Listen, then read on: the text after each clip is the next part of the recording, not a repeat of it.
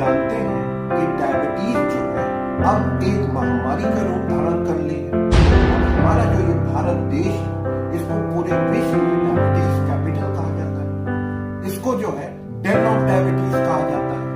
और पूरी दुनिया में जो है हमारा लोग जो है अपनी डायबिटीज को रिवर्स कर ले रहे हैं।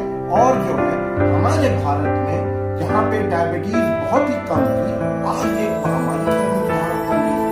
तो इसका प्राइम कारण वही है जो हम हमेशा कहते रहते हैं कि नॉलेज एंड डिसिप्लिन की कमी, जागरूकता की कमी।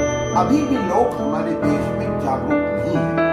आप देखें, अक्सर आपको यूट्यूब पे आपको सोशल इन्फ्लुएंसर, आपको डाइटिशियन जो है आपको हमेशा ये कहते मिलेंगे कि आप अंडा न खाएं, आप जो है दूध न लें, आप जो है पनीर न खाएं। कभी आपने उन लोगों को ये कहते हुए सुना कि आप जो है कार्ब्स न खाएं, आप रोटी न खाएं, आप चावल न खाएं, आप जो है पकौड़े न खाएं,